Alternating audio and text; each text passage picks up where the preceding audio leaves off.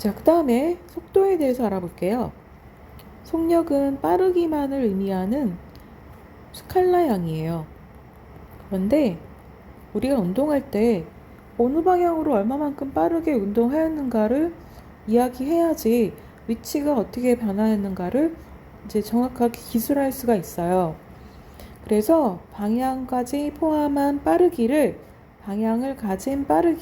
방향까지 포함한 빠르기를 우리는 뭐라고 하냐면은 속도라고 하고 영어로는 벨로시티라고 합니다. 단위는 속력과 같은 미터 퍼 세 또는 킬로미터 퍼 아우어 이렇게 되겠죠. 그리고 수업 시간에도 얘기했지만 크기뿐만 아니라 방향을 가지는 물리량을 우리는 뭐라고 한다? 벡터라고 한다. 그리고 벡터 같은 경우에 화살 표시를 해준다. 그래서 속도 같은 경우에는 V라는 문자에다가 위에 화살 표시를 해줘서 벡터입니다 라는 것을 의미합니다. 근데 속도의 크기를 나타낼 때는 이제 벡터 표시를 생략을 하고 그것은 어떤 거의 약자? 속도의 절대값의 크기의 약자다. 이렇게 이제 표시를 해줍니다. 그림 1.11을 보면서 벡터의 덧셈에 대해서 다시 한번 알아보도록 하겠습니다. 여기서는 속도 벡터를 더하는 속도 벡터의 합에 대해서 보여주고 있습니다. 배가 왼쪽으로 30km per hour의 속도로 움직이고 있어요. 제가 뭐까지 얘기했죠?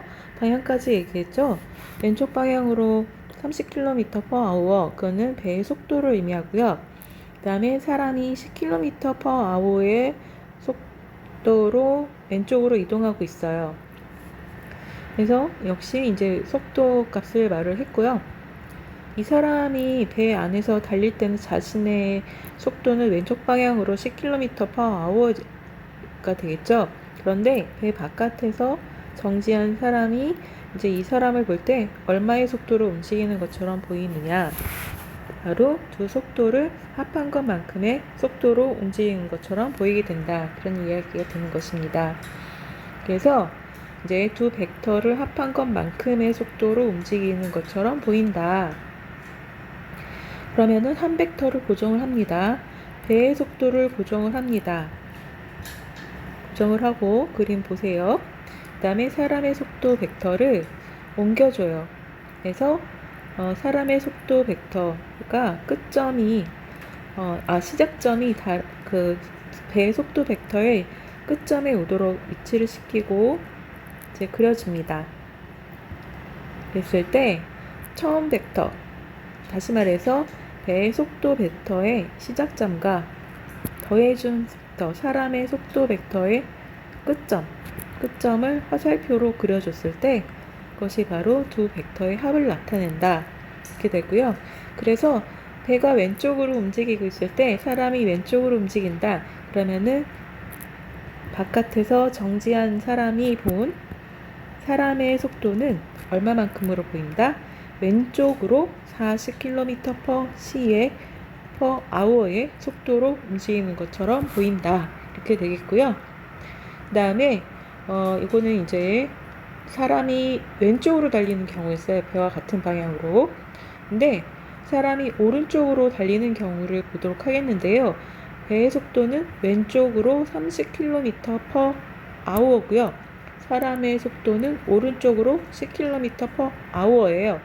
그러면은 배 바깥에서 정지한 사람이 본 사람의 속도는 얼마만큼으로 보일까요? 자, 여기 정지. 배의 속도와 사람의 속도를 더한 것만큼으로 보이게 된다. 그런 이야기죠. 그러면은 여기서 한 벡터를 고정을 시킵니다. 배의 속도 벡터를 고정을 시키고 사람의 속도 벡터를 옮겨줘요. 그래서 사람의 속도 벡터의 시작점이 배의 속도 벡터의 끝점에 오도록 위치를 시키고요.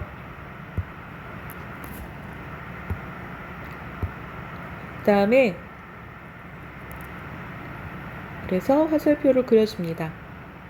그랬을 때 이제 배의 속도 벡터의 시작점과 사람의 속도 벡터의 끝점을 이어주는 화살표를 그려주게 되면은 그것이 바로 두 벡터의 합이 된다는 것이죠. 그래서 이때의 속도는 왼쪽으로 20km/h가 되겠습니다. 사람이 분명히 오른쪽으로 달리고 있죠. 그런데 배 바깥에서 봤을 때는 사람이 왼쪽으로 20km/h의 속도로 움직이는 것처럼 보이게 된다. 그런 얘기가 되는 것입니다. 앞에서는 두 벡터가 일직선상에 있을 때 그때 이제 합벡터를 계산하는 방법이었는데요. 두 벡터가 서로 다른 방향을 향하고 있을 때도 같은 방법으로 벡터의 합을 해줍니다. 자, 여기 새가 날아가고 있어요. 그래서 북쪽 방향으로 8m/s의 속도로 날아가고 있고요. 근데 바람이 부네요. 동쪽 방향으로 6m/s의 속도로 바람이 불어요. 그러면 새는 두 속도 벡터를 합한 것만큼의 속도로 날아가게 됩니다. 그러면 두 벡터의 합을 해보도록 하겠습니다. 새가 날아가는 방향의 벡터를 고정을 시키고 바람의 벡터를 옮겨옵니다. 그래서 바람의 벡터의 시작점이 이제 새가 날아가는 속도의 벡터의 끝점에 오도록 옮겨줍니다. 그래서 이제 새가 날아가는 속도 벡터의 시작점과 이제 바람의 벡터의 끝점을 이어주는 화살표를 그려주게 되면은 이 화살표가 결국에는 새가 날아가는 방향의 속도 벡터가 되는 것이죠. 자, 그래서 여기서는 이제 속도 벡터의 크기까지 계산할 수가 있어요. 왜냐하면은 두 벡터가 수직을 이루기 때문에 피타고라스 정리를 이용해서 계산할 수가 있습니다. 피타고라스 정리, 수직한 직각삼각형에서 두 변의 길이의 제곱의 합의 제곱근이 빗변의 길이가 된다는 것이 피타고라스 정리죠. 다시 말해서 8의 제곱 더하기 6의 제곱의 제곱근이 바로 이제 빗변의 길이. 여기서는 새가 진짜로 날아가는 방향의 속도 벡터의 크기가 되겠습니다. 그래서 비스듬한 방향으로 10m/s로 날아가게 됩니다 하는 것이죠. 그런데 여기서는 우리가 이제 더해주는 순서를 다르게 해줘도 같은 결과가 나온다는 것을 알 수가 있는데, 예를 들어서 바람의 벡터를 고정을 시키고 이제 새의 속도를 옮겨줍니다. 그래서 바람의 벡터의 끝점에 새의 속도의 벡터의 시작점이 오도록 위치를 시켜줍니다. 그래서 바람의 벡터의 시작점과 새의 속도 벡터의 끝점을 이어주게 되면은 그 화살표가 진짜 새가 날아가는 제 속도 벡터의 방향이 되는 것이죠. 그런데 그것이 조금 전에 구했던 속도 벡터와 동일하죠. 그래서 더해준 순서는 관계가 없다. 더해준 순서를 이제 달리 해도 속도 벡터는 같다라는 것을 알 수가 있겠습니다. 앞에서는 벡터의 합에 대해서 이야기를 했고요. 그런데 반대 가정도 가능해요. 한 개의 벡터를 두 방향 이상의 벡터로 나눠줄 수가 있어요. 그것을 우리는 뭐라고 하냐면은 벡터의 분해라고 하는데, 여기서 이제 예를 든 게 공을 향해서 날아가는 사람의 속도 벡터거든요. 그게 그림 1.13에 나와 있어요. V. 이제 동남쪽 방향으로 사람이 공을 향해서 V라는 속도로 날아가고 있어요. 그런데 그 속도 벡터를 우리가 수평 방향 벡터와 그 다음에 수직 방향 벡터로 나눠줄 수가 있어요. 그래서 수평 방향 벡터와 수직 방향 벡터로 나눠줄 수가 있어요. 그랬을 때 각각을 이제 각 벡터의 속도 V 벡터의 이제 성분이라고 하고요. 그래서 수평 방향 벡터를 이제 x 성분이라고 하고 수직 방향 벡터를 y 성분이라고 합니다.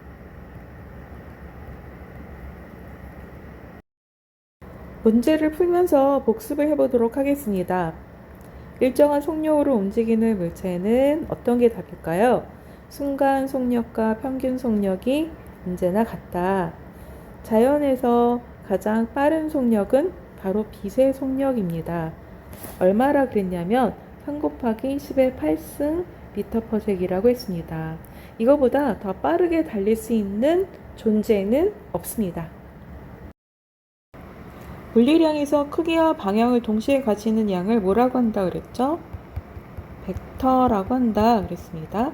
그 다음에 자동차가 도로를 따라 달리고 있다. 자동차의 속도를 일정하게 유지하며 속력을 바꾸는 것은 가능할까요? 일정한 속도로 움직인다. 속도를 일정하게 하고 운동한다.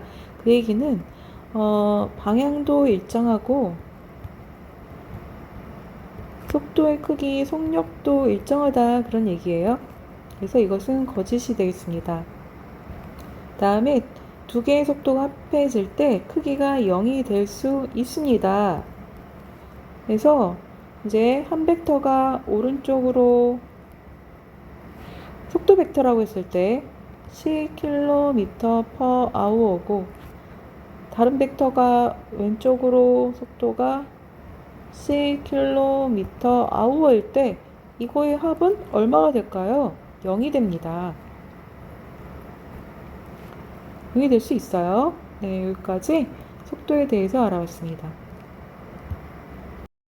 이번에는 가속도에 대해서 알아보도록 하겠습니다.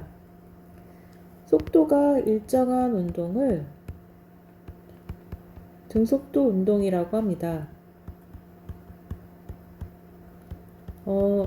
그런데 속도가 빨라지거나 감소하거나 또는 속도의 크기는 일정하다 할지라도 방향이 변할 때, 다시 말해서 속도가 변할 때 그 운동을 가속도 운동이라고 해요. 변할 가짜, 뭐가 변한다? 속도가 변한다. 그럴 때 말하는 가속도는 그 가속도 운동에서 속도가 변하는 비율을 의미합니다. 1초당 몇 미터/섹씩 속도가 변했는지 그것을 의미합니다. 그래서 예를 들어서 처음에 속도가 0이었는데 1초가 됐을 때 속도가 1미터/섹이 되고 2초가 됐을 때 속도가 2미터/섹이 되고 3초가 됐을 때 속도가 3미터/섹이다. 그러면은 속도가 얼마씩 증가한 거죠? 1미터/섹씩 증가한 겁니다. 몇 초 간격으로? 1초 간격으로. 그러면은 이때 이제 가속도는 1초당 속도 변화가 1미터/섹 해서 1미터/섹 제곱이다 라고 합니다. 예를 또 다른 예로서 처음에 속도가 0이었는데 2초가 됐을 때 2미터/섹이 되고 여기서 처음에 속도가 0이었고 2초가 됐을 때 4미터/섹이 되고 4초가 됐을 때 8미터/섹이 되고 그 다음에 6초가 됐을 때 12미터/섹이 되고 이렇게 이제 속도가 증가한다. 그러면은 이제 속도의 변화량은 얼마가 되는 거죠? 4미터/섹씩 되는 거죠. 4미터/섹, 4미터/섹. 몇 초당 속도가 이렇게 변했죠? 2초당 4미터/섹씩 변했습니다. 그러면 1초당 얼마만큼씩 변한 거죠? 2미터/섹씩 변한 겁니다. 그럼 1초당 2미터/섹에서 이때 가속도는 2미터/섹 제곱이 되는 것이죠. 그래서 이제 우리가 공식으로 어렵게 가속도를 나타내면 이와 같은데요. 가속도가 0으로 어셀러레이션이에요. 그래서 가속도를 나타내는 문자는 A고요. 그래서 이제 뭐로 나눈 거냐면은 속도의 변화를, 그래서 델타 V, 시간의 변화로 나눈 것입니다. 그래서 1초당 속도의 변화가 몇 미터 퍼 세크인가 하는 것으로서 이제 가속도를 나타내고요. 그래서 단위는 미터 퍼 세크 제곱이 됩니다. 가속도는 그래서 속도가 변하는 정도를 나타냅니다. 속력은 뭐였죠? 거리의 변화를 시간의 변화로 나눈 거죠. 그래서 거리가 변하는 정도를 나타낸 것이고, 속력은 그렇고 속도는 정확하게 말해서 위치의 변화를 시간의 변화로 나눈 것이에요. 그래서 속도는 위치의 변이가 변하는 정도를 나타냅니다. 가속도는 속도가 변하는 정도. 앞에서는 우리가 이제 가속되는 경우를 봤을 때 속도가 0에서 1m/s, 2m/s, 3m/s 이렇게 증가하는 경우였잖아요. 그런데 속도가 줄어드는 경우도, 속도를 늦추는 경우도, 느려지는 경우죠. 느려진다 하는 경우도 가속의 과정으로 간주합니다. 우리 그러면은 가속도 운동, 어떤 운동이 있을까?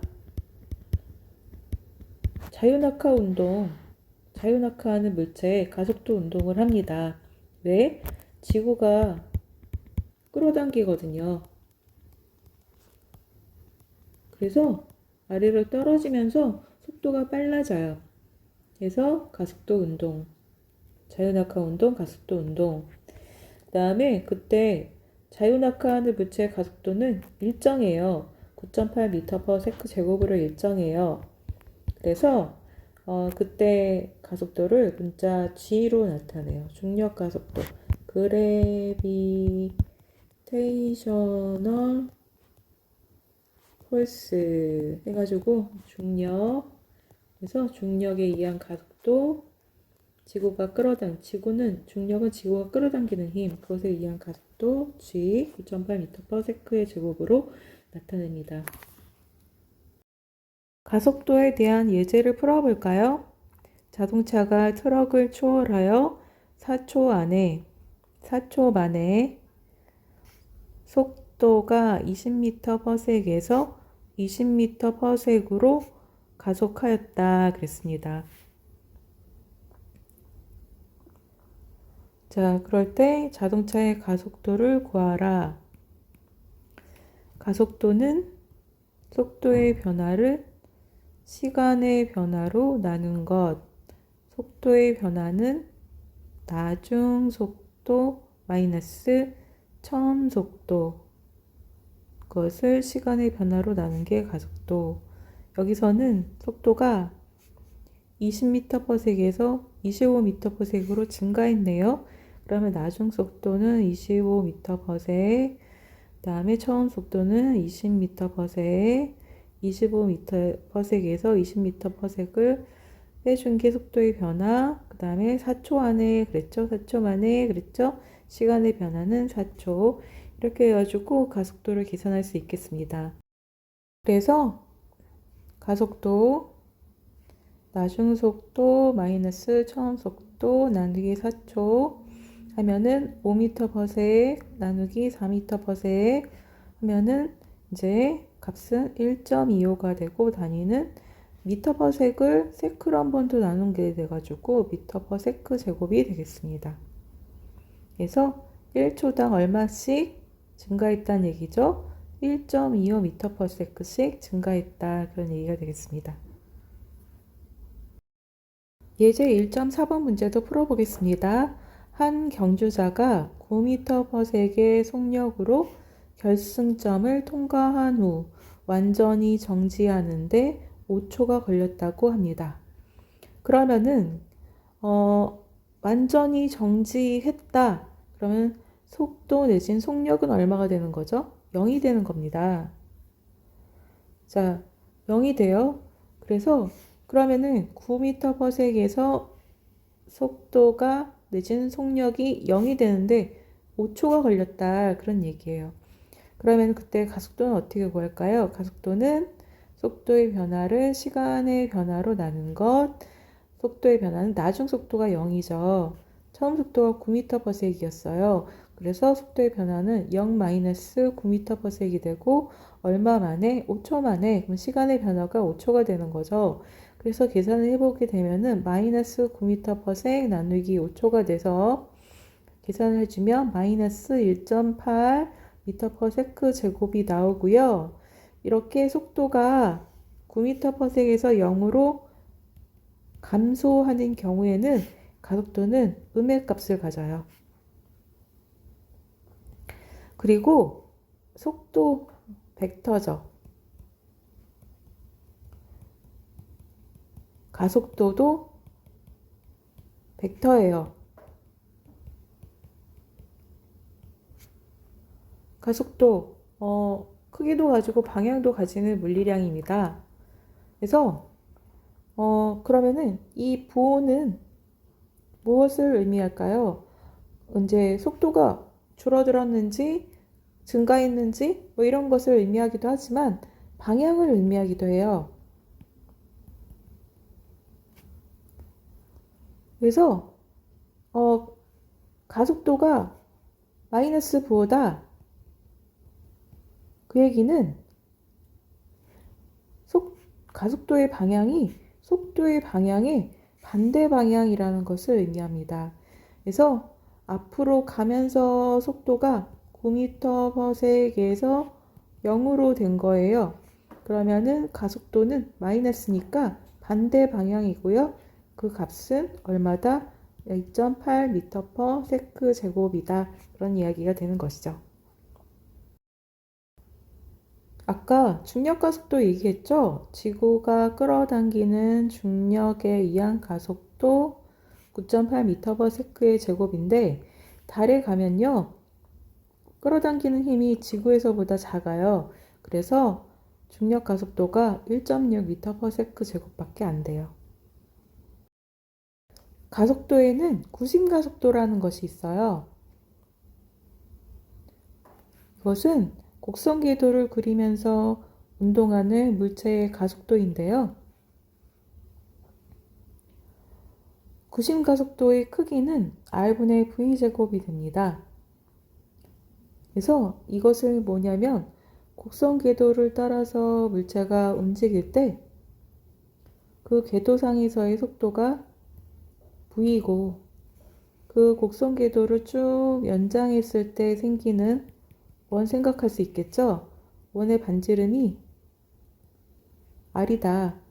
그러면 이때 이 움직이는 물체의 가속도, 이 운동하는 곡선 궤도를 운동하는 물체는 가속도 운동이에요.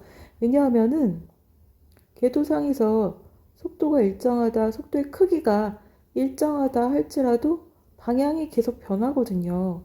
방향이 변하는 운동도 가속도 운동이에요.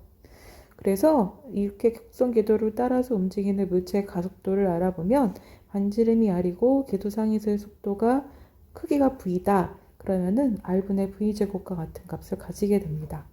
그리고 이때 가속도를 왜 구심가속도라고 하냐면은 그 방향을 알아보면 항상 그 가속도의 방향이 중심 방향을 향하거든요.